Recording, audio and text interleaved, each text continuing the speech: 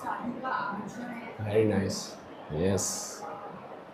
सदाचार हमने पढ़ा था कि सदैव सर्वदा और सर्वत्र in all circumstances and it comes from the heart. It should come from the heart. मन से, वाणी से, शरीर से, सबसे, खाली ऊपर ऊपर की फॉर्मेलिटी नहीं। Very good. और कोई?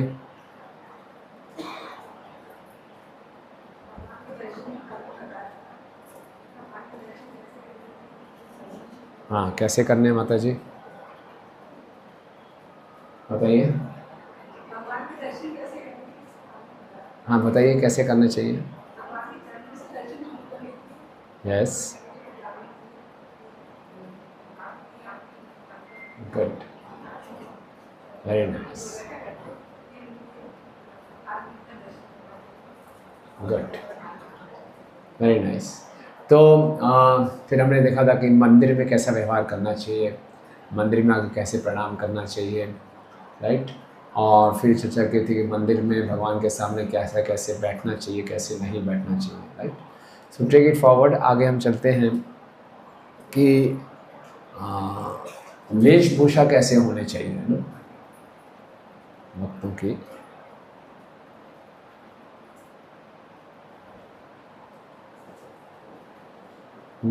पढ़ना शुरू करेंगे, वस्त्र एवं वेशभूषा।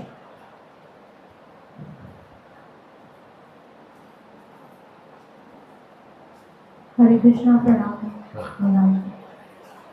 भक्तों की वेशभूषा सदैव सादी, स्वच्छ एवं दूसरों को भगवान श्री कृष्ण का स्मरण दिलाने वाली होनी चाहिए। विशेषता प्रातःकालीन एवं रविवार कार्यक्रम के समय एवं उत्सवों में मंदिर आने वाले भक्तों को निम्नलिखित वस्त्र धारण करने चाहिए। पुरुष धोती एवं कुर्ता, स्त्रियां साड़ी एवं पुरुषों की उपस्थिति में सदा सिर ढककर रखें। अन्य किसी भी प्रकार के वस्त्र अपरिहार्य अवस्था में अथवा प्रचार में अत्यावश्यक होने पर ही पहने। वस्त्र भक्तों के वस्त्र सादे होने चाहिए, स्वच्छ होने चाहिए, बहुत चमक धमक फैंसी ड्रेस नहीं होनी चाहिए। क्यों नहीं होना चाहिए ऐसा?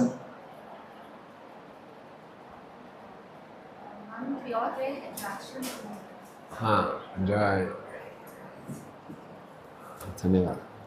क्योंकि हम मंदिर में आते हैं भगवान से आकर्षित होने के लिए ना।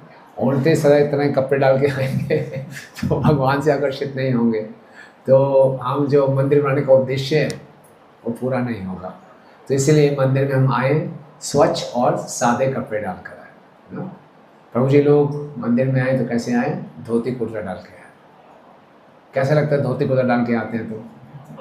कैसा लगता है जब पैंट डाल के आते हैं मंदिर में? तो अनकम्फर्टेबल लगता है।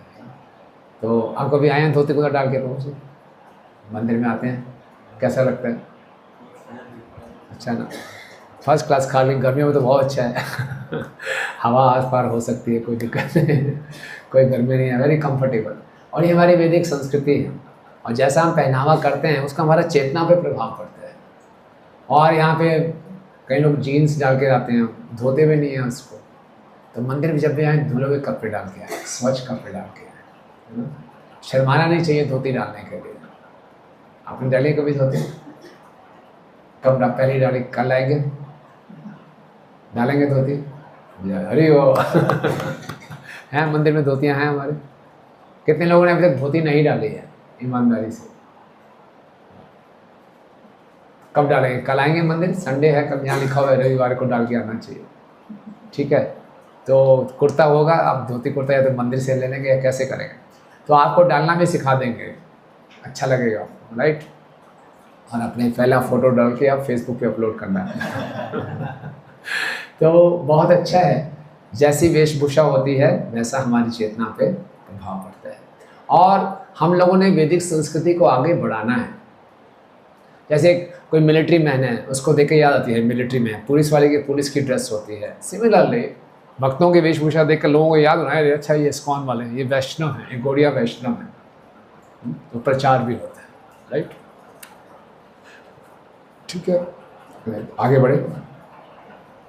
अन्य किसी प्रकार के वस्त्र, जैसे हम कई बार कॉलेजेस में जाते हैं, प्रचार के लिए जाते हैं, तो कई कॉलेजेस में ऐसा इनकरेज नहीं किया जाता, तो भक्त लोग पैंट शर्ट में चला जाते हैं, या फिर ऐसे कंट्रीज़ में प्रचार के लिए जाना पड़ता है, वहाँ धोती कुर्ता डाल के नहीं जाते हैं, वहाँ पैंट शर्ट डाल के जाना पड़ता है ना। प्रचार के लिए आवश्यक है तो ऐसा करना पड़ता है, अन्यथा हमेशा धोती कुर्ता। आगे बढ़े। स्त्री एवं पुरुष दोनों की वेशभूषा सादी एवं स्वच्छ शुद्ध स्वरूप की हो। आधुनिक फैशन के अथवा बहुमूल्य वस्त्र न पहने। आपके वस्त्र ठीक रीति अनुसार एवं सभ्य होने चाहिए। सुगंधित तेल, इत्र के फव्वारे, सेंट एवं अन्य श्रृंगार की अनावश्यक वस्तुओं का प्रयोग न करें। मंदिर में रहें अथवा मंदिर के बाहर वैष्णवों के लिए सादा रहना अत्यंत महत्वपूर्ण है। ऐसा मंदिर में आए, इतना सेंट लगा के आए, सब देखे कौन आ गया, कहाँ से आ गया। तो सारा आकर्षण मंदिर में किसकी तरफ होना चाहिए? ऐसे उल्टे सीधे सेंट लगा के नहीं आना चाहिए। और सभी कार्यक्रमों के समय, विशेषता मंदिर के प्रातःकालीन एवं अन्य कार्यक्रमों के समय भी स्वच्छ कपड़े पहने। पिछले दिन के पहने हुए वस्त्र न पहने। भगवान श्री चैतन्य महाप्रभु कहते हैं कि वैष्णव का अर्थ है ऐसा व्यक्ति जिसे देखने मात्र से भगवान श्री कृष्ण का स्मरण हो जाए। इसलिए एक वैष्णव की पहचान करवाने वाली निम्नलिखित बातों के प्रति भक्तों को अत्यंत जागरूक होना चाहिए। राइट। सो अच्छे कपड़े हों, भारतीय वेशभूषा हो, स्वच्छ हो, और जिससे किसी का मन उत्तेजित ना हो, ऐसे कपड़े डालकर आएँ, और इस प्रकार से लोगों को कृष्ण का स्मरण हो, और सादा हमारा जीवन होना चाहिए। बाहर की दुनिया में भी, ऑफिस में भी हम जाएं तो सादे कपड़े डालें, ज़्यादा अच्छा है, ताकि हमारी चेतना भी ठीक रहे और हम माध्यम ना बने किसी की चेतना को दूषित करने के लिए। उनको कृष्ण का स्मरण कराएं, माया का स्मरण नहीं। कृष्ण, हमें देखे लोग कृष्ण को भूले ना, कृष्ण को याद करें। ठीक है, ओके। अब इस वेशभूषा में सबसे प्रमुख है तिलक, तिलक लगाना। राइट, तो पढ़िए माता जी, तिलक लगाना। तिलक लगाने की विधि। श्री प्रभुपाद श्रीमद् भागवत 4.12.2 के तात्पर्य में तिलक के संबंध में लिखते हैं, कलयुग में सोना या आभूषण प्राप्त करना कठिन है, किंतु शरीर शुद्ध करने के लिए उस पर 12 स्थानों पर लगाए जाने वाले तिलकों की सजा पर्याप्त है। स्नान करके स्वच्छ वस्त्र पहनने के पश्चात एक स्वच्छ आसन, यदि संभव हो तो कुशा घास की चटाई पर बैठकर शरीर के 12 स्थानों पर ऊर्ध्वपुंड अथवा विष्णु तिलक लगाएं। स्नान घर में तिलक लगाना वर्जित है। शरीर पर तिलक लगाने का अर्थ है उसे विभिन्न प्रकार की सेवा में प्रयोग करना। ऊर्ध्वपुंड तिलक में मस्तक अथवा अन्य भागों पर खड़ी दोनों रेखाएं शरणागति का प्रतीक हैं। पद्म पुराण एवं यजुर्वेद में कहा गया है कि ऊर्ध्वपुंड चिन्ह भगवान के चरण कमल है। ऊर्ध्वपुंड तिलक अपने मनमाने ढंग से न लगाकर भगवान श्री विष्णु के नाम का उच्चारण करते हुए मन से भगवान का उस स्थान पर आह्वान करते हुए लगाएं। शरीर पर तिलक लगाने से हमारी आध्यात्मिक शक्ति का विकास होता है।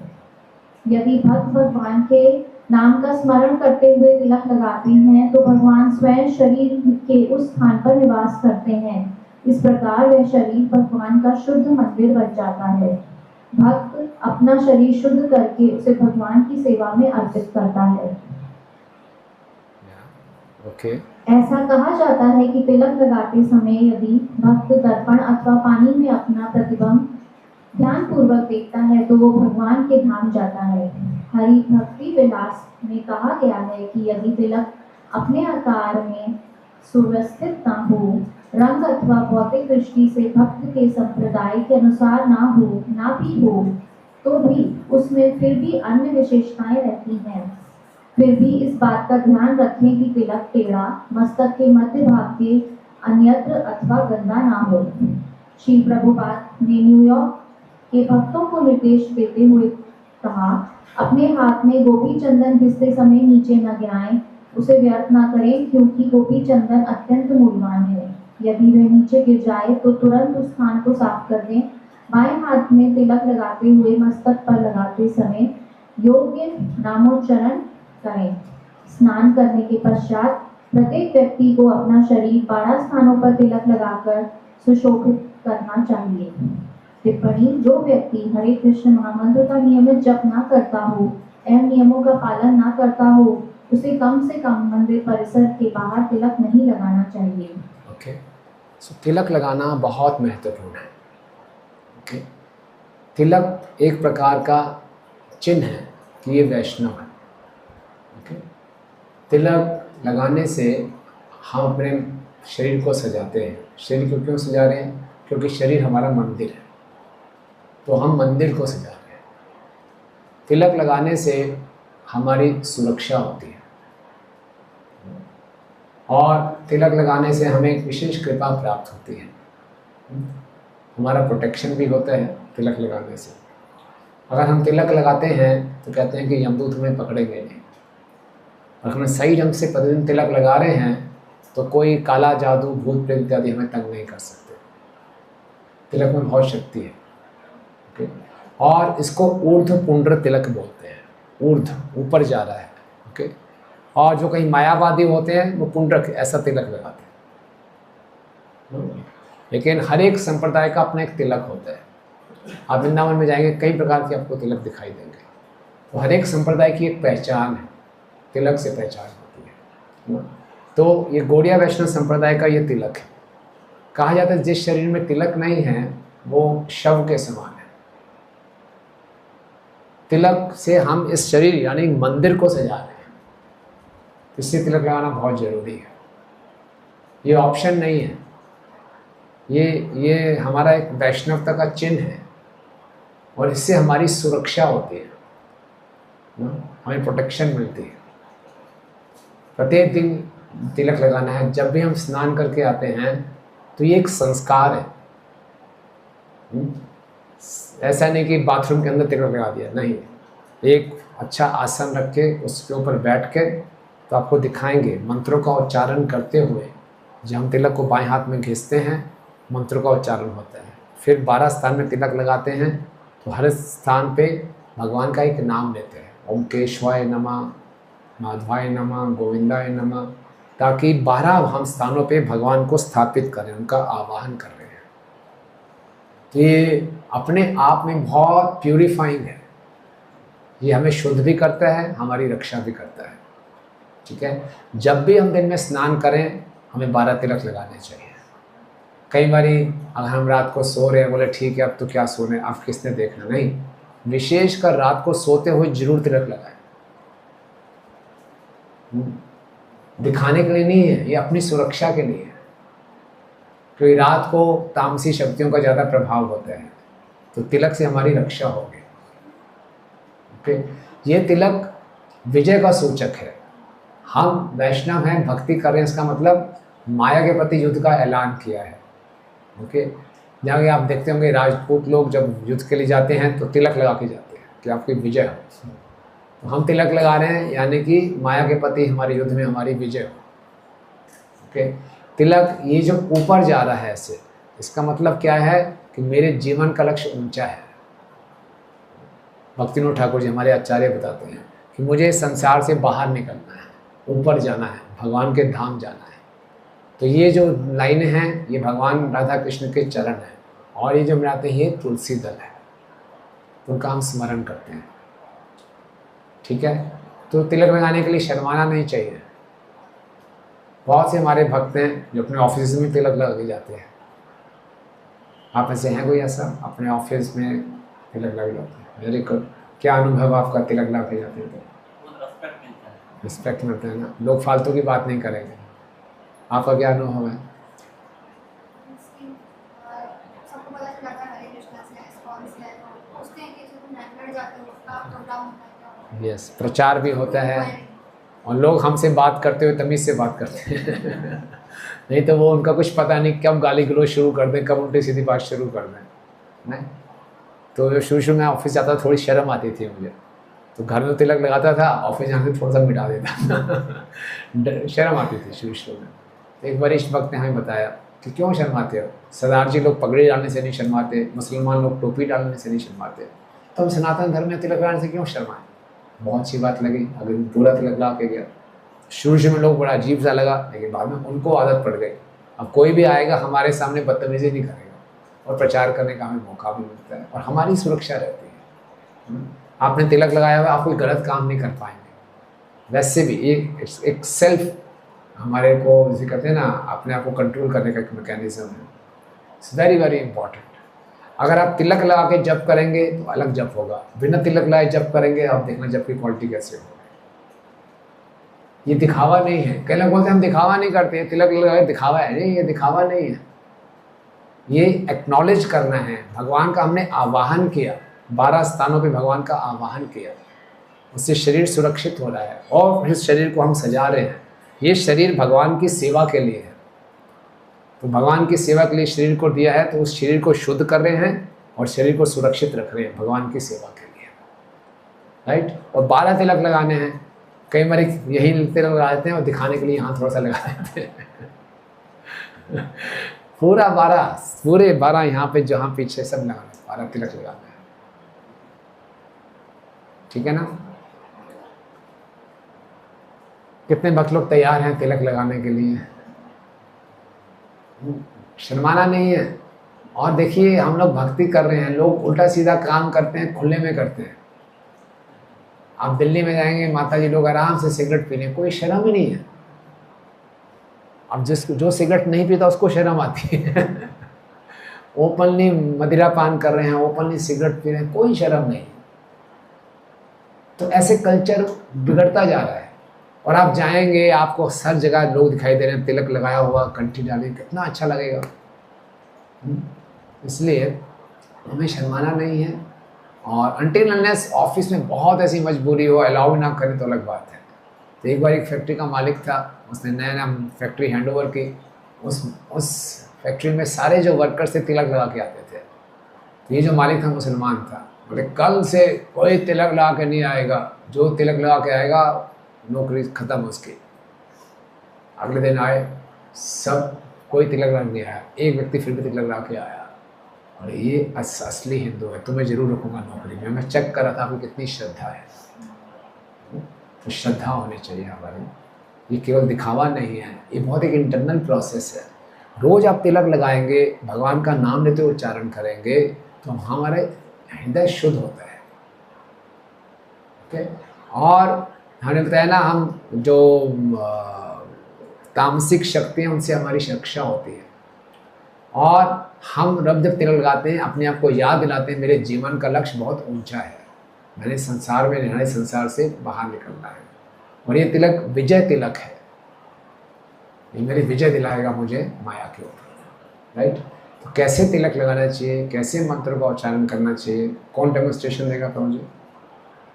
वेरी गुड, प्रभु जी का स्वागत करेंगे। हरि बोल। तिलक भी है, ध्यान से देखिए कैसे तिलक लगाते हैं। और विशेषकर जो भक्त दीक्षित हैं, जब हम दीक्षा लेते हैं तो दीक्षा में 5 संस्कार होता है। तो दीक्षा में एक संस्कार तिलक का है। एवरीडे जब भी हम स्नान करें, जितनी बारी दिन में हम स्नान करते हैं उतनी बारी हमें तिलक लगाना है, 12 के 12।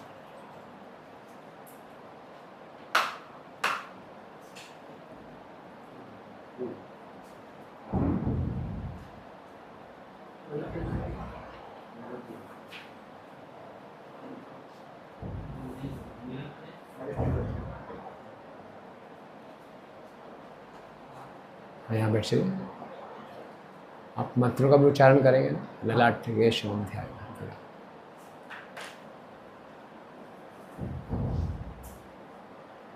टेक ऑफ योर कुर्ता प्रभु जी, शर्माइए मत, कोई बात। तभी आप लगा के दिखाएंगे ना।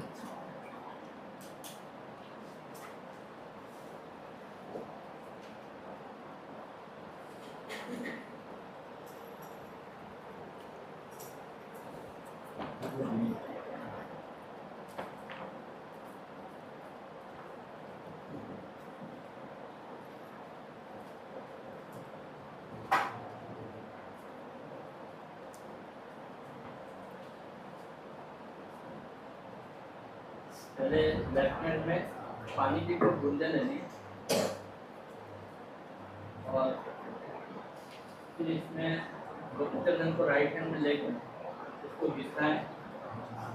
इसमें तो मैं एक मंत्र बोलता हूँ जो गोपी चंदन की जोड़ी है, उसका महात्म्य है।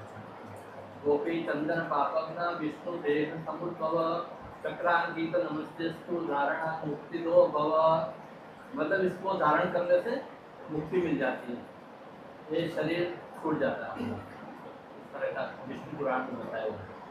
फिर दूसरा मंत्र बोलता है ललाटे केशम जाए नारायण तोदरे वक्षस्थले मातम तु गोविंदम कंठकूपके विष्णुं च दक्षिणे कुक्षो बाहु च मधुसूदना त्रिविक्रमं कंदरे तु वामनं वाम पार्श्वे श्रीधरं वाम बाहु तु ऋषिकेशं तु कंदरे पृष्ठे च पद्मनाभं च कक्षां दामोदरं च तत प्रक्षालनं तु वासुदेवेति मूर्धनि। ये गीत है, अब इसको लगाएंगे। तो पहले सबसे पहले ललाट लगाना है। ओम केशवाय नमः। ओम नारायणाय नमः। ओम माधवाय नमः। ओम गोविंदाय नमः। ओम विष्णवे नमः। ओम मधुसूदनाय नमः। इसका तुलसी नहीं मिला है विष्णु में। ओम मधुसूदनाय नमः। ओम त्रिविक्रमाय नमः।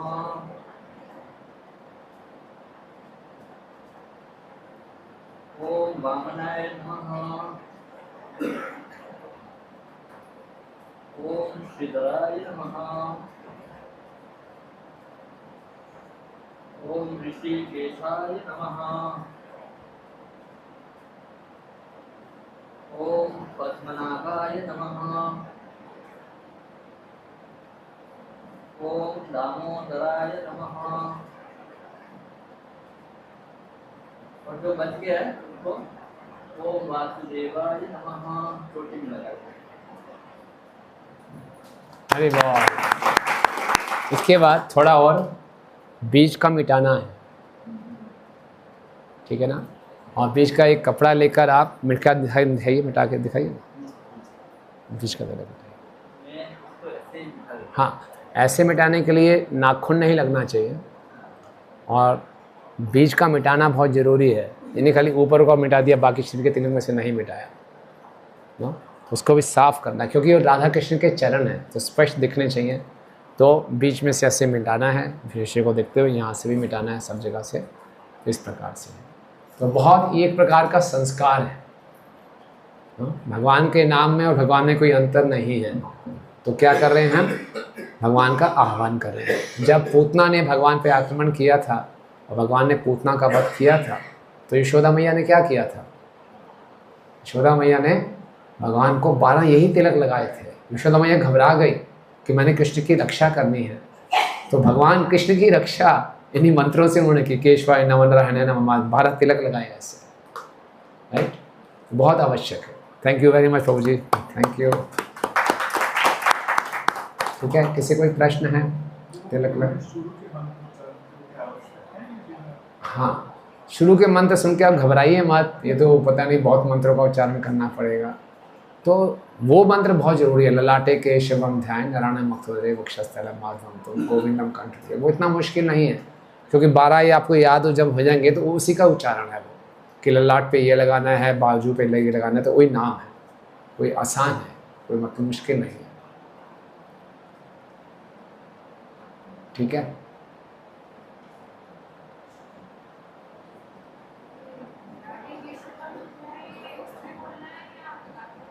नहीं, ये जब तिलक को बनाते हुए बोलना है, ललाटे केशवम ध्यान तब बोलना है, और लगाते हुए ओम केशवाय नमः नारायणाय नमः माधवाय को तब। और कोई? यस माता।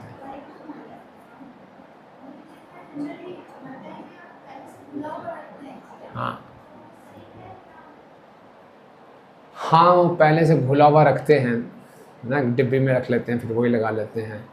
इतना अच्छा नहीं है, ठीक नहीं है। उसको भी रख के फिर भी ये ललाटे केशवम ध्यान बोले तो अच्छा है। और नीचे नहीं गिरना, नीचे गिरना चाहिए, उसको तुरंत साफ कर देना चाहिए। ठीक है, ये गोपी चंदन क्या है? हाँ, गोपी के चरणों की धूल है, ये वहाँ से आया है, द्वारका से आता है। आपने उडुपी कृष्ण की कथा भी सुनी होगी, तो उडुपी कृष्ण मध्वाचार्य जी को मिले थे, उडुपी में हैं, तो गोपी चंदन आ रहा था द्वारका से, उसमें पूरे उसके अंदर उडुपी कृष्ण थे। तो ये साधारण मिट्टी नहीं है, ये गोपी चंदन है। तो इसको लगाना चाहिए और बड़े गर्वित महसूस करना चाहिए कि भगवान के चरणों को अपने सर पे लगा रहे हैं, अपने मस्तिष्क पे लगा रहे हैं, और तुलसी महारानी को साथ में लगा रहे हैं। ये बहुत बड़ी एक हमारा सौभाग्य है कि हमें तिलक लगाने को मिलता है। तिलक विजय का सूचक है, तिलक एक ऑस्पिशियसनेस का सूचक है, लगाना चाहिए हमेशा। कोई घबरा तो नहीं गए, इतने मंत्रों का उच्चारण करना पड़ेगा, ये करना पड़ेगा। हमें से कितने लोग अब हाँ जी रस स्त्रियों को भी लगाना चाहिए, रस में जो रहती है स्त्रियों को लगाना चाहिए। हाँ, इसके लिए कोई रूल्स नहीं होते स्त्रियों के लिए? नहीं, कोई रूल्स नहीं, हर अवस्था में हर लगा सकते हैं, तिलक लगाने का कोई रूल नहीं। और जैसे रस में है जो विवाह में जाते हैं, हाँ जी, जो हमारी वेशभूषा दूसरी होती है, हाँ अपनी बिल्कुल लगाइए, जो वेशभूषा आपने डालनी डालिए, लेकिन तिलक लगा के जाइए। एक अलग लोगों को लगेगा, तिलक आप लगाएंगे ना। जब प्रभुपाद जी विदेश में गए, सारे हिप्पीज थे, बड़े बड़े बाल दाढ़ी गंदगी में रहने वाले, प्रभुपाद ने सबका हेड शेव कराया, वो तिलक लगाए। Yes, now they are coming from Vaikuntha.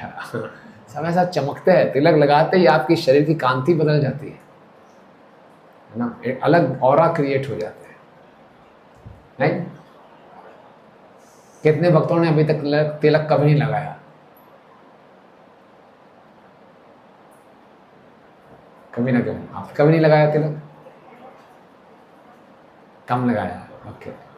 तो आप सब कल संडे को आएंगे,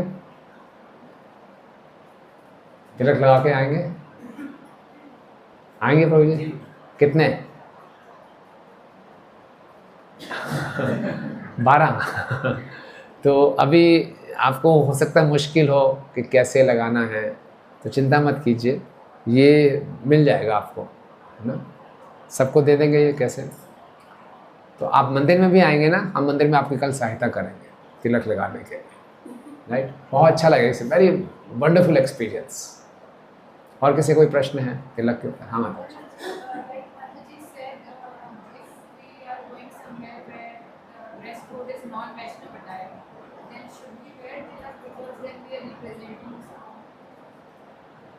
हाँ, नॉर्मली आई मीन वैष्णव, ऐसा कोई बहुत मजबूरी नहीं है तो नॉन वैष्णव अटायर नहीं डालेगा, कोशिश कीजिए नहीं। फिर अगर ऐसे जगह जा रहे हैं तो फिर अवॉइड की मत, अन्यथा तो जितना जहाँ तक पॉसिबल लगाना चाहिए। वहाँ पर हमें ज़्यादा ज़रूरत है। हाँ सही We बात। need more protection in those areas there. Yes, Maya is in its best form. yes. We may wear so-called modern clothes, but still within our मर्यादा, और तिलक लगाएं।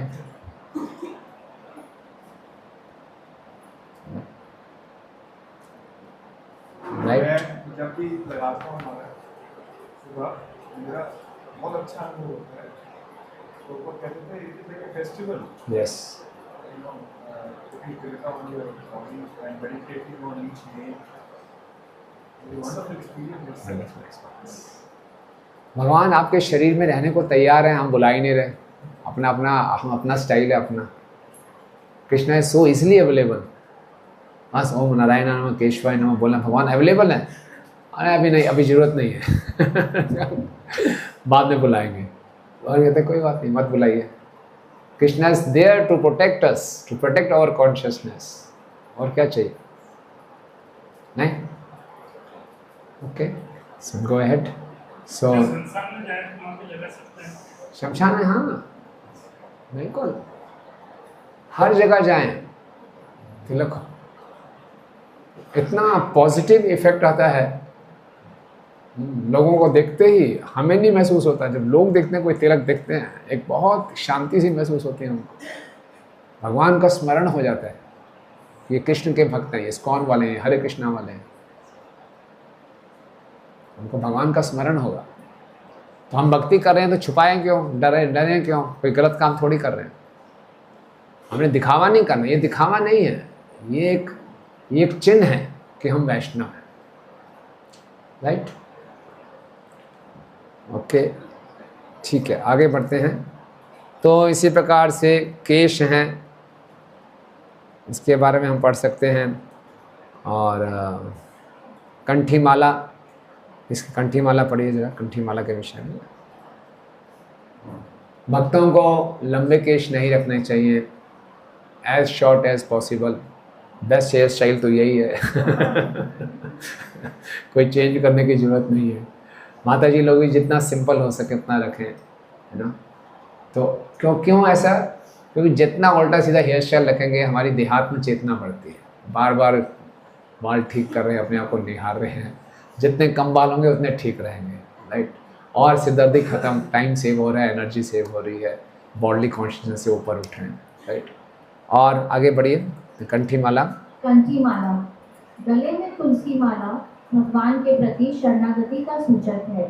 अपराधी व्यक्ति यदि तुलसी माला ग्रहण करता है तो भी वह वैष्णव न होकर केवल वैष्णवों की नकल करता है और गंभीर रूप से भगवान की शरण में जाने का प्रयत्न नहीं करता। कुछ भक्त पूजा, जप या कोई शुभ कार्य करते समय अन्य प्रकार की मंगलमय मालाएं, जैसे तुलसी की बनाई विशेष माला, कमल के बीजों की माला, जगन्नाथ रथ की रस्सी के टुकड़ों से बनाई माला अथवा पवित्र रेशम से बनाई माला गले में पहनते हैं, किंतु स्नान करते समय, शव यात्रा में जाते समय या शौच इत्यादि के समय उन्हें निकाल देना चाहिए। नियमित रूप से कंठी माला धारण करने से बुरे सपने, दुर्घटना, शस्त्र द्वारा आक्रमण तथा यमदूतों से रक्षा होती है। कंठी माला देखकर यमदूत उसी प्रकार भाग जाते हैं जिस प्रकार तूफान की भयंकर आंधी के पश्चात वृक्ष के पत्ते इधर उधर बिखर जाते हैं। सभी दीक्षित भक्तों के लिए दोहरी अथवा तिहरी कंठी माला धारण करना अति आवश्यक है। कंठी माला गले में इस तरह लपेटनी चाहिए जो स्वाभाविक रूप से ही किसी को नजर आ जाए। जो भक्त दीक्षित नहीं है परंतु कुछ दिनों से सभी नियमों का पालन कर रहे हैं एवं दीक्षा लेने के इच्छुक हैं, उन्हें भी कंठी माला पहननी चाहिए। जो भक्त मूल वैधानिक नियम, विशेष रूप से हरिनाम का जप एवं 4 नियमों का पालन नहीं कर रहे हैं, उन्हें कंठी माला नहीं पहननी चाहिए। स्पष्ट शब्दों में कहें तो कंठी माला धारण करने के पश्चात लहसुन एवं प्याज का भी सेवन नहीं करना चाहिए। इसी प्रकार सभी लोगों को नए भक्तों का भी मार्गदर्शन करना चाहिए। कंठी माला भी हमारा वैष्णव की एक वेशभूषा है। कंठी माला एक लाइक प्रभुपाद कहते हैं गॉड्स बेल्ट। कंठी माला का मतलब क्या है कि हम पालतू कुत्ते हैं ना, we are pet dogs of Krishna ना। जब आवारा कुत्ते होते हैं तो उनको म्यूनिसिपैलिटी वाले पकड़ के ले जाते हैं। एक किसी के कुत्ते में पट्टा होता है, उन्होंने कि ये पालतू कुत्ता है, इसका कोई मालिक है। तो कंठी माला मतलब कृष्ण हमारे मालिक हैं, तो यमदूत आएंगे नहीं। लेकिन कंठी माला नहीं है तो फालतू नहीं है, हम आवारा हैं, तो यमदूत तुरंत पकड़ लेंगे। इसीलिए कंठी माला डालना बहुत ज़रूरी है, और ऐसी डालनी चाहिए कि सबको नज़र आए। कंठी गले से चिपका हो, कंठ से चिपका हो, राइट। और साधारणतः ये एनकरेज किया जाता है कि जो 4 नियमों का पालन कर रहे हैं वही कंठी डालें। लेकिन ऐसा नहीं है कि दूसरे लोग कंठी नहीं डाल सकते, लेकिन अच्छा नहीं लगता। हमने कंठी डाली हुई है और बाहर रेस्टोरेंट में प्यार लहसुन खा रहे हैं, तो एक इतना उपयुक्त नहीं लगता, उचित नहीं लगता। तो कंठी का मतलब है कि वह चिरंजीव नियमों का पालन कर रहा है। और हमारे भक्तों के लिए एक मोटिवेशन भी है, इंस्पिरेशन भी है कि हम जल्दी से जल्दी 4 नियमों का सख्ती से पालन करें और कंठी को धारण करें। ये बहुत अच्छी फीलिंग है, ये प्यूरीफाइंग है। तुलसी महारानी को स्पर्श करना हमारी चेतना को शुद्ध करता है। Right? Any questions on this?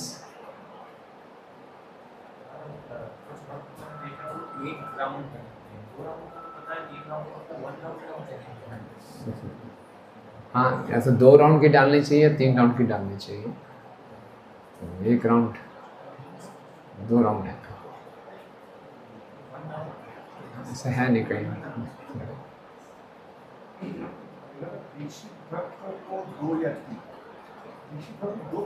नहीं, नॉर्मली 3 ही होते हैं। हाँ, लिखा हुआ है ऐसा। जो दीक्षित नहीं है, ऐसा कोई विशेष कारण नहीं है, लेकिन एक प्रकार का नॉर्म है, एक नियम बनाया कि जो दीक्षित नहीं है वो 2 राउंड्स की डाल लेगा, जो दीक्षित है वो 3 राउंड्स की डाल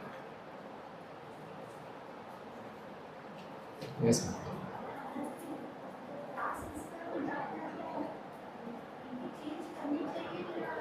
नहीं, आवश्यक नहीं।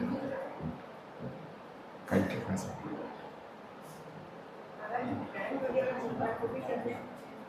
नहीं, ऐसा कुछ आवश्यक नहीं।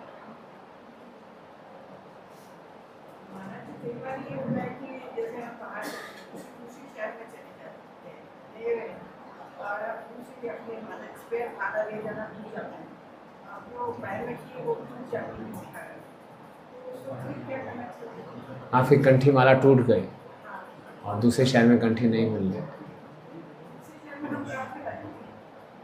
मंदिर से दूसरे शहर में वहाँ कंठी लोग नहीं है।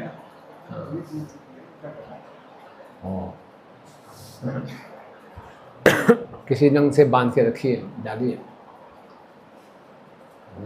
जरूरी है। मतलब कि 24 आवर्स 24/7 गले में कंठी रहनी चाहिए। चलो बैकअप रख लीजिए, रखिए, देखिए 24/7 होना ही चाहिए कंठी। Right, okay.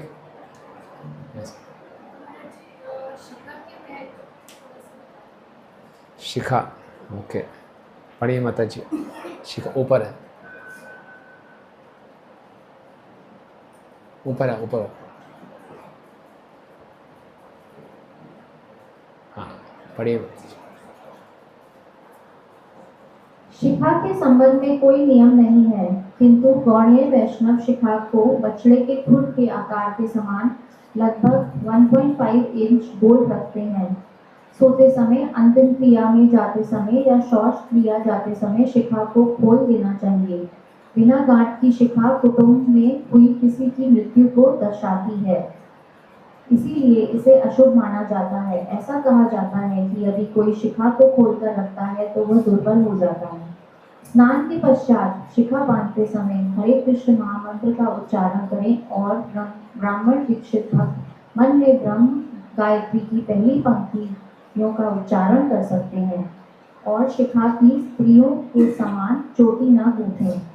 स्त्रियां लंबे बाल रखें, आधुनिक रीति अनुसार बाल ना खोल रखें और ना तो उन्हें पीछे बांधें या सुंदर चोटी बनाएं। तो शिखा एक चिन्ह है, एक लक्षण है कि हम शिक्षा ग्रहण कर रहे हैं, हम शिष्य हैं, हम शिक्षा ग्रहण कर रहे हैं। तो शिखा एक चिन्ह है।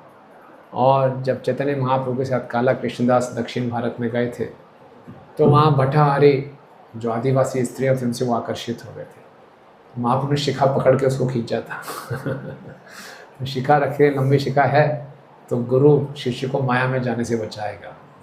माता जी लोग हैं तो लंबे बाल हो जाएंगे, प्रभु जी लोग हैं तो शिखा से पकड़ के बाहर निकाल देंगे, इसलिए शिखा रखनी जरूरी है। ठीक है।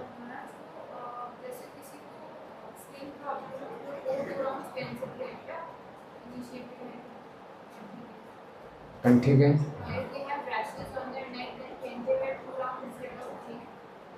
ठीक है, एक्सेप्शनल केसेस में।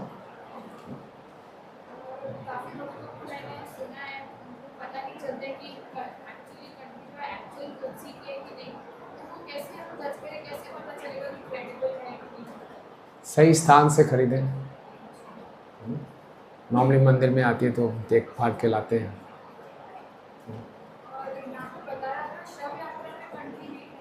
नहीं, शव यात्रा में कंठी वो उनके लिए था जो कंठी नहीं डालते, कुछ और तरह की मालाएं डालते हैं, तब उतार देना चाहिए। जैसे मैंने नरसिंह पवित्र डाल रखा है तो मैं शव यात्रा जाऊँगा या फिर किसी बाथरूम में जाऊँगा तो उसको उतार के जाऊँ। ठीक है, ओके। बनती नहीं। हाँ, बनते ही नहीं है तो बाल कम हो गए तो फिर क्या करें। बैठ गए। थोड़ा सा हाथ में पानी ले लेते हैं तो बन जाता है। अच्छा, फिर ट्राई करें। दोनों हाथों को गिला कर अच्छा, ओके नहीं, गिला होगा तो नहीं होगा। ओके। दूसरा, दाढ़ी या मूछे। थोड़ा सा पढ़ लेते हैं इसको। पढ़िए। जो भक्त दीक्षित है अथवा दीक्षा लेने की तैयारी में है उन्हें दाढ़ी या मूछें नहीं रखनी चाहिए। कुछ विशेष वैष्णव लगभग 15 दिन में अथवा पूर्णिमा को मुंडन कराते हैं एवं चतुर्मास के समय बिल्कुल ही मुंडन नहीं कराते हैं। प्रचार की दृष्टि में विशेष तौर पर अन्य उचित कारणों के अपवाद के अतिरिक्त नियमित रूप से मुंडन कराना एक आदर्श है। भक्तों को अधिक कीमती एवं चमकीले आभूषणों, महंगी एवं मनोहर घड़ियां इत्यादि का प्रयोग नहीं करना चाहिए। आवश्यक होने पर स्त्रियां सावधानी पूर्वक स्वाभाविक आभूषणों का वर्णन करें एवं पुरुष यदि संभव हो तो सोने की अंगूठी, जंजीर एवं अन्य आभूषणों का प्रयोग न करें। चमड़े की वस्तुओं का निर्माण प्राणियों की हत्या एवं हिंसा के परिणाम स्वरूप होता है। ये जानते हुए जितना संभव हो सके उतना चमड़े की वस्तुओं का प्रयोग न करें। जब तक सेवा के कार्य में अत्यंत आवश्यक ना हो तब तक चमड़े की चप्पल एवं जूते का प्रयोग न करें। इसी प्रकार चमड़े से बने थैलों, पर्स, कमर पट्टी, बेल्ट अथवा घड़ी के पट्टों का प्रयोग भी न करें। ओके, सो जितने पुरुष लोग हैं सो दाढ़ी मूछ इत्यादि से छुटकारा। तो मतलब मूछ तो शान होती है, मर्द की शान होती है, मर्द की पहचान होती है। तो हम कोई मर्द नहीं हैं, औरत नहीं है, हम जीवात्मा हैं, ठीक है। और ये सब का कारण क्या है? मूछों से छुटकारा पाना, दाढ़ी से छुटकारा पाना, ताकि देहात्म चेतना से हम ऊपर उठ सकें। और टाइम सेव होता है, फालतू की चीज़ों में टाइम नहीं जाता। छोटे बाल रखेंगे तो भी टाइम सेव होगा। और बालों को, हालांकि कलयुग में कहा गया है लावण्यम केश धारणम, कलयुग में सुंदरता नापी जाएगी किसके कितने अच्छे बड़े बाल हैं। लेकिन शास्त्रों में बुरा मत माने, केश को काला मल कहा गया है। ये मल के समान है, इसको छुटकारा पाना चाहिए, इससे मुक्ति लेनी चाहिए। माता जी लोगों को नहीं, प्रभु जी लोगों को तो ये है, उनको छुटकारा। जितने कम बाल रखेंगे उतनी कम गंदगी है। लेकिन कलयुग में इसको सुंदरता बताई गई कि हेयर स्टाइल, आजकल हेयर क्लिनिक्स हैं, हेयर प्लैनेट्स हैं। नयों के बाल उड़ जाते हैं तो 10-10 हज़ार रुपये का इंजेक्शन लगा के एक बाल उगाते हैं। तो लोग बालों को इतना महत्व देते हैं, विग्स लगाते हैं। लेकिन बाल उड़ रहे हैं, अच्छी बात है, उड़ने दीजिए बाल। और मूछें, दाढ़ी इत्यादि रखने की आवश्यकता नहीं है। और जितना सीधा रखेंगे, जितना सादा जीवन रहेंगे उतना अच्छा है, राइट, ये बताया गया। और चमड़े की वस्तुएं, चमड़े के जूते, चमड़े की बेल्ट इत्यादि वो भी उपयोग नहीं करो। ओके, तो ये बहुत सी बातें हैं, इसको आप पढ़ सकते हैं बाद में, हमारे पास अभी समय नहीं है। तो हम अब आगे जाएंगे भक्तों के साथ संबंध, राइट। ये व्यक्तिगत आदतें हैं, ये भी बहुत सुंदर हैं, इसको भी आप पढ़ सकते हैं। शुरू का जो नियम होता है, शुरू का पास करने के बाद स्नान करना। अच्छा, तो इसमें आ सकते हैं व्यक्तिगत आदतें, है ना। ये आइए व्यक्तिगत आदतें, आगे नीचे जाइए। और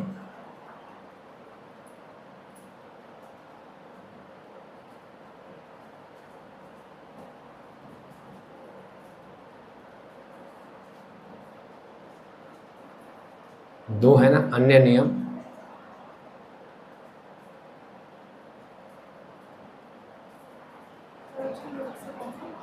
प्रवचन वर्ग से, हाँ उसके बाद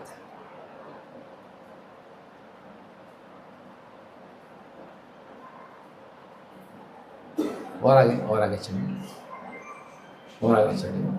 और इससे आगे व्यक्तिगत आदत, राइट। ओके, ये पढ़िए, किसी और को दीजिए, नहीं पढ़ा जिसने अभी तक। माइक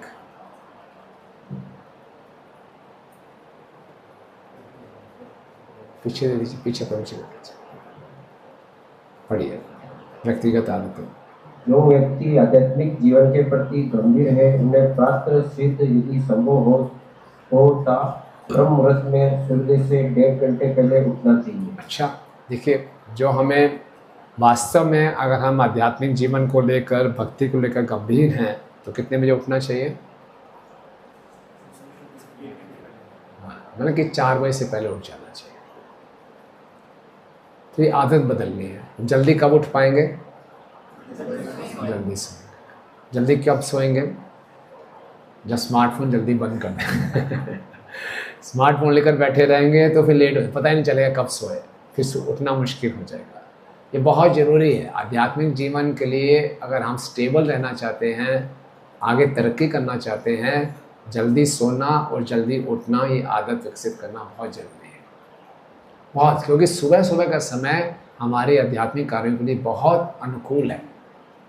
सुबह सत्वगुण होता है और कहा जाता है कि ब्रह्म मुहूर्त में सभी देवतागण विचरण करते हैं और जो व्यक्ति जो कार्य कर रहा है उसमें उसको शक्ति प्रदान करते हैं। अगर ब्रह्म मुहूर्त के समय आप सो रहे हैं तो बहुत गहरी नींद आएगी। कोई एथलीट या ब्रह्म मुहूर्त के समय जॉगिंग कर रहा है और अच्छी जॉगिंग करेगा, और ब्रह्म मुहूर्त में उठ के हम जप करें तो हमारा और अच्छा जप होगा। और प्रभुपाद जी ने, हमारे आचार्यों ने नियम दिया है कि हर भक्त को सुबह उठ के ब्रह्म मुहूर्त में उठकर मंगल आरती गानी चाहिए, गुरु अष्टकम। विश्वनाथ चक्रवर्ती ठाकुर जी ने गुरु अष्टकम लिखा है। गुरु अष्टकम जानते हैं ना, संसार दामन प्रार्थना है। उन्होंने आशीर्वाद दिया है कि कोई भक्त लगातार 12 साल मंगल ब्रह्म मुहूर्त में उठ के ये गुरु अष्टकम गाएगा, उसको आध्यात्मिक शक्तियाँ प्राप्त हो जाएंगी। चाहिए आध्यात्मिक शक्तियाँ? कितना आसान, बस 12 साल रोज उठना है और ब्रह्म मुहूर्त में गुरु अष्टकम जोर जोर से गाना है, हमें आध्यात्मिक शक्तियाँ मिल जाएंगी। हरि बोल, क्या बात है। तो सुबह जल्दी उठना बहुत ज़रूरी है, राइट। उसके लिए सुबह, रात को जल्दी सोना, आदत बदलना है। इसलिए भक्त लोग ज़्यादा टीवी वगैरह नहीं देखते, समय बचाते हैं। यहाँ आने का मुख्य उद्देश्य है हमें मालूम चल गया कि मनुष्य जीवन कितना महत्वपूर्ण है, मनुष्य जीवन का एक एक क्षण कितना महत्वपूर्ण है, उसका हम सही उपयोग करें। तो सुबह उठने से बहुत लाभ होते हैं। आगे बढ़िए। उसके पश्चात ठंडे पानी से स्नान करके स्वच्छ वस्त्र पहनने चाहिए तथा दिन के कार्यों का शुभारंभ करना चाहिए। ठंडा पानी, गर्मियों में तो ठंडा पानी उपयोग करेंगे, सर्दियों में इतना गर्म कर लें कि उसकी ठंडक चली जाए, क्योंकि हमारे ऊपर टंकी से पानी आता है तो हमारे शरीर के लिए हो सकता है नुकसानदायक हो, तो हम थोड़ा गर्म कर सकते हैं। आगे। निम्नलिखित सभी परिस्थितियों में स्नान करना आवश्यक है। प्रातः उठने के पश्चात 1 घंटे से अधिक समय तक वाममुखी बाएं करवट लेटने अथवा नींद लेने के पश्चात, शौच क्रिया करने के पश्चात, अधिक गर्मी या पसीना आने पर, किसी भी कारण दूषित होने पर, ठीक है। तो स्नान का बहुत महत्व है। सुबह उठकर जरूर स्नान करना है, सर्दियों में भी। कई लोग होते हैं सर्दियों में खाली संडे के संडे स्नान करते हैं। विदेशों में लोग स्नान नहीं करते हैं। आप जानते हैं फ्रांस में परफ्यूम्स और डिओड्रेंट्स क्यों इतने फेमस हैं? कि वो स्नान नहीं करते हैं।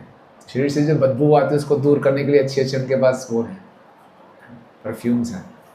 और लेकिन स्नान करना बहुत ज़रूरी है, और सुबह उठ के भी स्नान करना है, और इन परिस्थितियों में ज़रूर स्नान करना है। अगर आपने दिन में रेस्ट किया और 1 घंटे से ज़्यादा सोए हैं तो स्नान करना चाहिए। अगर हम स्नान नहीं करेंगे तो तमोगुण में रहेंगे। जैसे ही हम स्नान करते हैं हमारा अनुभव होता है कि हमारी चेतना एकदम, मन खिल उठता है स्नान करने से। अगर स्नान नहीं करते हैं तो मन एक उदास सा है। जैसे ही आप स्नान करते हैं आपके मन में एक उत्साह आ जाता है, राइट।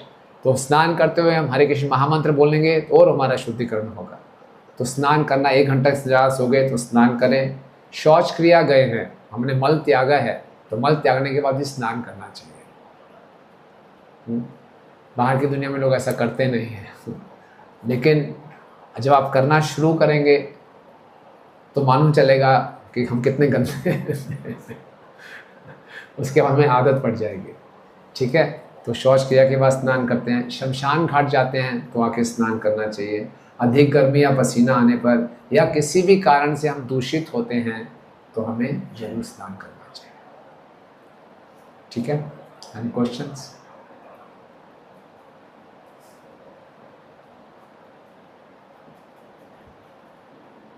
बस एक्स्ट्रा इन्फॉर्मेशन मतलब कि शरीर से जैसे कुछ भी निकल जाता है तो हमारा शरीर कंटामिनेटेड हो जाता है। जैसे मान लीजिए हमारा नाखून एकदम से टूट गया एक्सीडेंटली तो भी हो जाता है, और नाखून काटते हैं तो भी, और ब्लड अगर निकल जाता है तो ये भी अच्छा। या हम शेव करते हैं, जब शेविंग करते हैं उसके बाद भी स्नान करना चाहिए। नाखून काट रहे हैं तो स्नान करना चाहिए।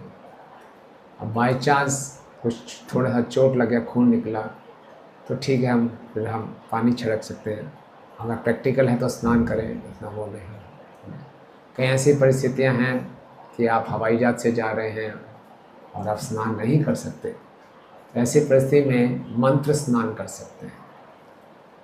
एक मंत्र का उच्चारण होता है, उसका उपयोग करके आप स्नान कर सकते हैं, लेकिन उसका गलत उपयोग नहीं करना।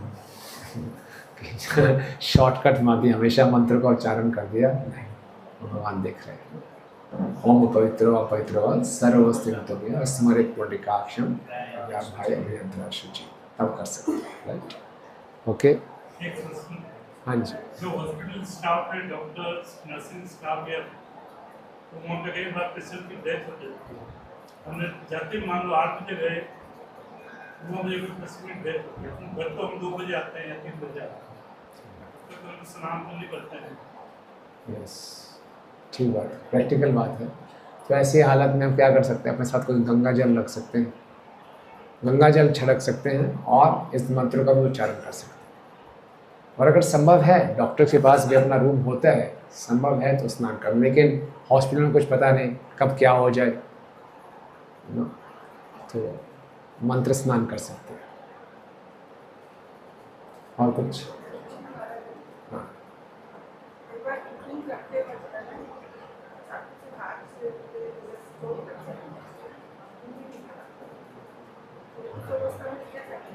ठीक है, इस समय जरूर नहीं हम करें स्नान, पट्टी बांध दिया, मंत्र स्नान कर सकते हैं। Yes, ma'am.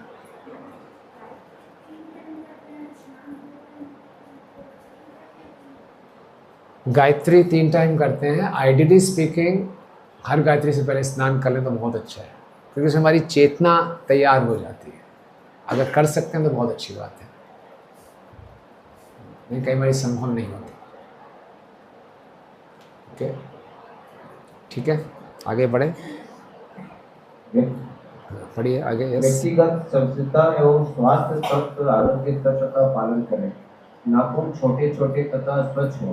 काटे गए नाखूनों के कपड़े कूड़ेदान में डालें। श्री रूप गोस्वामी तो दांतों की स्वच्छता के विषय में विस्तारपूर्वक लिखते हैं। देखिए कितना विशेष लिखा गया है, दांत कैसे साफ करने हैं, नाखून कितने रखने हैं। तो माता जी लोग बुरा ना माने, यानी कि बड़े बड़े नाखून रखे ऊपर हम नेल पॉलिश लगा रहे हैं, ये सब वैष्णवी को शोभा नहीं देता। हम वैष्णवी हैं तो इस सबसे देहात्म चेतना बढ़ती है, इसलिए नाखून भी छोटे छोटे रखें। आगे। मूत्र विसर्जन करने के पश्चात इंद्रिय एवं हाथ पैर धोने चाहिए। शौच से आने के पश्चात अच्छी तरह साबुन लगाकर हाथ धोना चाहिए। ब्राह्मण दीक्षित भक्त को शौच जाने से पूर्व अपने यज्ञोपवीत के दाएं कान पर लपेटना चाहिए। आगे। प्रसाद ग्रहण करना, जपमाला पर जप करना, कोई भी वस्तु अर्पण करना तथा किसी भी वस्तु का लेन देन करना, इन सभी कार्यों में दाहिने हाथ का प्रयोग करें। प्रतिदिन रात को साधारणतया 6 से 6.5 घंटे सोना चाहिए। अधिक नींद अथवा बिल्कुल कम नींद, ये दोनों ही कृष्ण भावना के लिए अनुकूल नहीं है। ठीक है, ऐसे बहुत से नियम हैं, इसको आगे हम पढ़ सकते हैं। ठीक है, ओके, तो क्या करें, ब्रेक के बाद करें? ठीक है, अभी क्वेश्चन। हाँ हाँ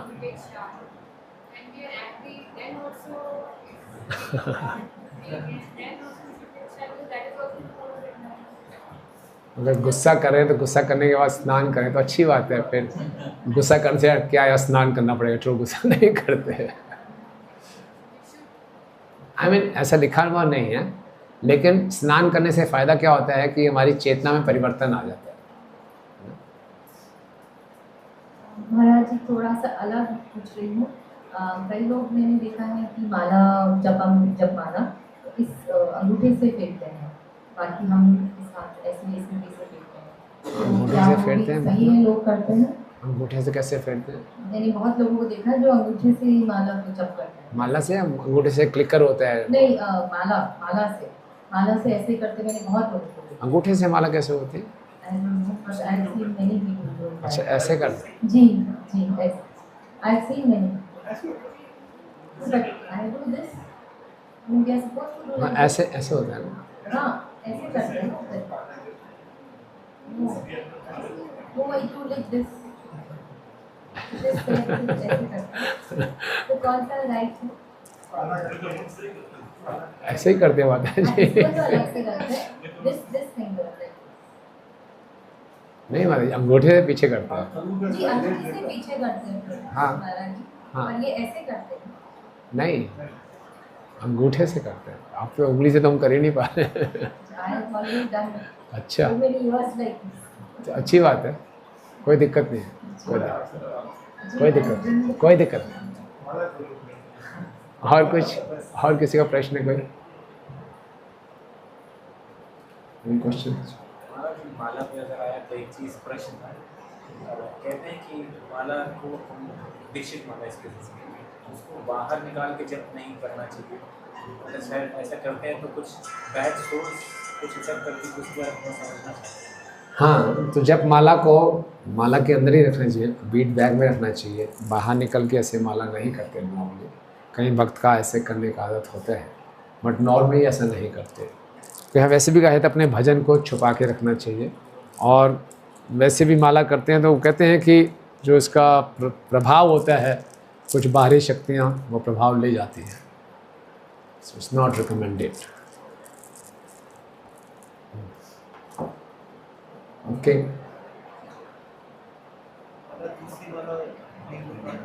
तुलसी माला और नीम की माला तो स्टार्टिंग में जब भक्त नए जुड़ते हैं तो हमको नीम की माला देते हैं।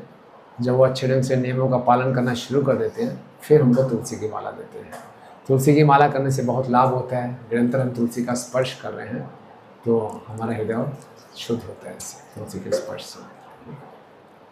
महाराज जी तो जो दीक्षित नहीं है उनको तुलसी की माला से नहीं करना चाहिए? करना चाहिए अगर वो नियमों का पालन कर रहे हैं। करना चाहिए, कर सकते हैं। जैसे 6-6.5 घंटे नींद करता है, मेरा कभी नहीं बनता है। ये मेरा लक्ष्य होता है कि मैं सुबह सुबह जब करूँ तो मैं दिन भर मेरा बहुत बड़ा स्ट्रगल होता है जब करना। तो प्रायः 10, साढ़े 9, 10 के आसपास 10 बज जाता है। मुझे पौने 3 नहीं उठूँ तो मेरा जब करना बहुत मुश्किल है। नींद 4:30-5 में होता है पूरा दिन। पूरा दिन आप बहुत टाइम रेस्ट करने का समय नहीं मिलता। अच्छा, तो कितनी मेहनत कर रहे हैं मदन गोविंद? हरि बोल बोलेंगे। अपनी कमी बता रहा हूँ कि मैं कमी नहीं है। आप देखिए कितना सेक्रीफाइस है। प्रतिदिन 4.5 या मैक्सिमम 5 घंटे सोना, ये तपस्या है। फिर ये जानते हैं कि जप का क्या महत्व है, इसलिए सुबह उठ के जप कर रहे हैं। जप का महत्व है। फिर भी बेटर रहेगा अगर आप दिन में आधा घंटा या कुछ थोड़ा छोटा सा आप नैप ले सकते हैं। इससे शरीर थोड़ा रिक्यूपरेट कर जाता है, शरीर को थोड़ी शक्ति मिल जाती है। नजर आता है शरीर में थोड़ा जो बलता है फिर चीज़ होती है। हाँ, यस, तो वो कर लेना चाहिए बिकॉज इसका फिर लॉन्ग टर्म इफेक्ट होता है। तो कई भक्त हैं जो इकट्ठा नींद नहीं लेते। दिन में सोना नहीं चाहिए, ऐसा भी नहीं, ऐसा नहीं है। हमें गुरु से अगर आपकी रात को नींद पूरी नहीं हो रही है तो दिन में आधा घंटा पौना घंटा रेस्ट लेना रिकमेंडेड है। इससे बॉडी को आपको रिकवर कर जाती है, रिचार्ज हो जाती है। अन्यथा इसके लॉन्ग टर्म इफेक्ट्स हैं।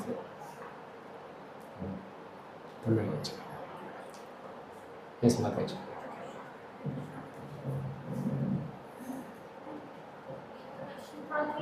जब अभी बैग को और माला को वॉश करते हैं क्या?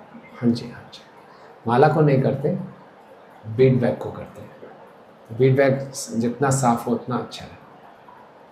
और बीट बैग को ऐसे टॉयलेट में जाके साफ नहीं करेंगे, और उन बाल्टी वगैरह में साफ नहीं कि जिसमें दूसरे कपड़े धोते हैं। इसको बाहर अलग स्वच्छ स्थान पे इसके लिए अलग कोई अलग से बर्तन रख सकते हैं जिसमें इसको धो सकते महाराज जी कभी गलती से गिर जाए तो क्या करना हैं। कोई चाहिए? बात नहीं, इससे क्षमा मांगिए, सर पे लगा के कर सकते। ठीक है। Devotees dipping their beads in the Kund. Is that okay? हाँ, इसके दो विचार हैं, ऐसा कोई रिकमेंडेड नहीं है ऐसे। कुछ भक्त करते हैं, कुछ भक्त नहीं करते। कुछ भक्त इसलिए नहीं करते कि उस कुंड में आके हर तरह के लोग स्नान करते हैं, अपने पाप, वो उसी मंशा से आते हैं हम अपने पाप छोड़ के जा रहे हैं। और कुछ भक्त भी स्नान करते हैं, तो इसके दोनों इसमें ओपिनियंस हैं। आपकी श्रद्धा पर निर्भर है, आप कर भी सकते हैं। ठीक है, so will take a break now. Thank you very much. 10 minute 7:15। Hare Krishna. उसके बाद बहुत एक इंटरेस्टिंग सेशन है, how to deal with devotees. Hare Krishna.